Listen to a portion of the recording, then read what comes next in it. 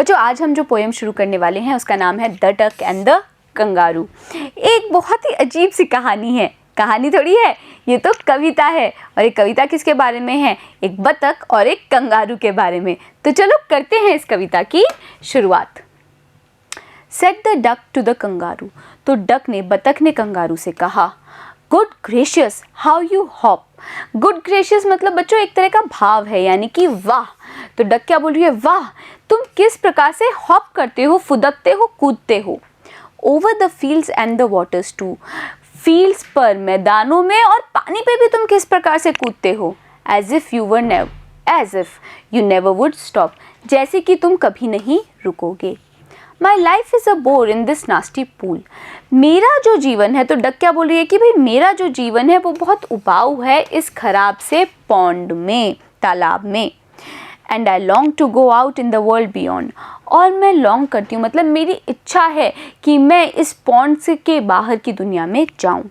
I wish I could hop like you, said the duck to the kangaroo. और duck ने kangaroo से क्या कहा? मेरी इच्छा है कि काश मैं तुम्हारी तरह कूद सकती। तो यहाँ पे क्या क्या शब्द पढ़े हैं बच्चों? देखिए अब रिवाइज करते हैं। सबसे पहला है गुड ग्रेशियस, यानी कि वाह।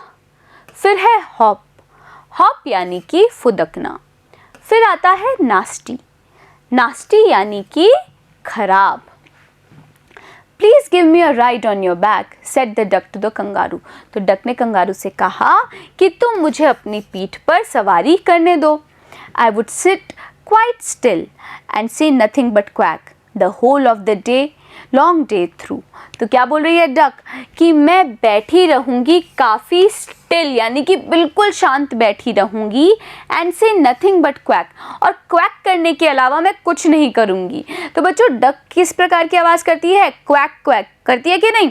तो डक भी यही बोल रही है कि भाई मैं क्वैक करने के अलावा कुछ नहीं बोलूँगी, मैं शांत बैठी रहूंगी। The whole of the long day through, उस पूरे लंबे दिन, बस वो डक चाहती है कि वो कंगारू किसी तरह से मान जाए कि डक उसकी सवारी कर सके और बाकी दुनिया देख सके। तो क्या शब्द है बच्चों यहाँ पे? देखिए, सिट क्वाइट स्टिल, यानी कि बिल्कुल शांत बैठना। And we'd go to the Dee and the Jelly Bo Lee, over the land and over the sea, please take me a ride O do, said the duck to the kangaroo. तो duck kangaroo से बोल रही है कि हम D और jelly बोली जाएंगे। डी और जेली बोली बच्चों एक काल्पनिक जगह है। Over the land and over the sea, हम ज़मीन पे जाएंगे और पानी में जाएंगे। Please take me a ride O do, और क्या बोल रही है? वो विनती कर रही है कि मुझे सवारी पर ले चलो। Said the duck to the kangaroo, ये डक ने कंगारू से कहा। Said the kangaroo to the duck, this requires some little reflection.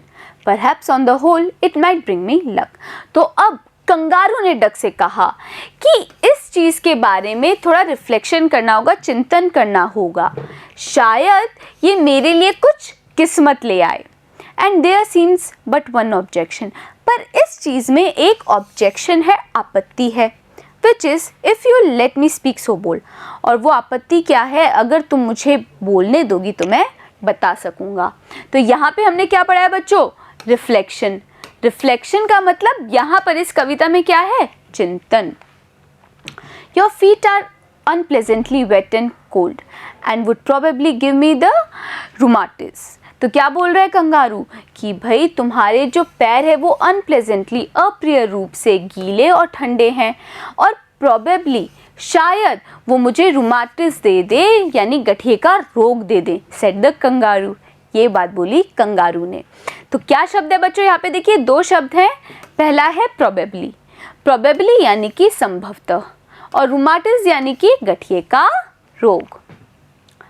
Said the duck as I sat on the rocks, I have thought over that completely and I bought 4 pair of worsted socks। तो क्या बोल रही है duck?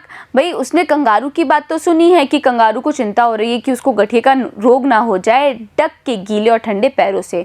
तो duck ने कहा as I sat on the rocks, जब मैं चट्टानों पर बैठी थी, I have thought over that completely, मैंने इसके बारे में पूरी तरीके से सोचा, अच्छी तरीके से सोचा।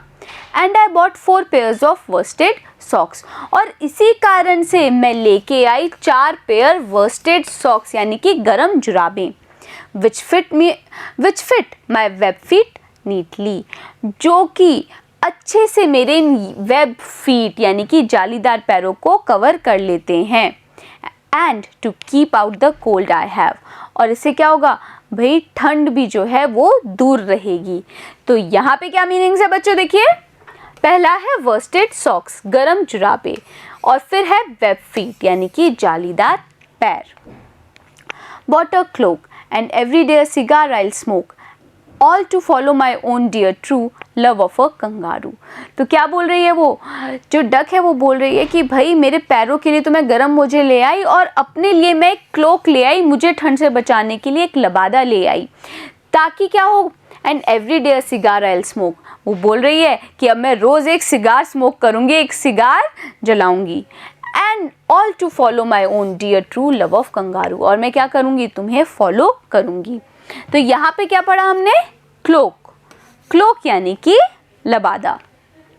Set the kangaroo I am ready, all in the moonlight pale, but to balance me well dear duck sit steady.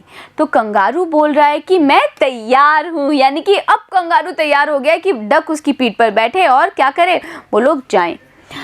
All in the moonlight पेल, यानी कि जो चांद की रोशनी होती है पीली सी, वहाँ पर हम चलने के लिए तैयार हैं। But to balance me well, पर मेरा संतुलन बनाने के लिए डियर डक, प्रिय डक, सिट स्टेडी, बिना हिले डुले बैठना।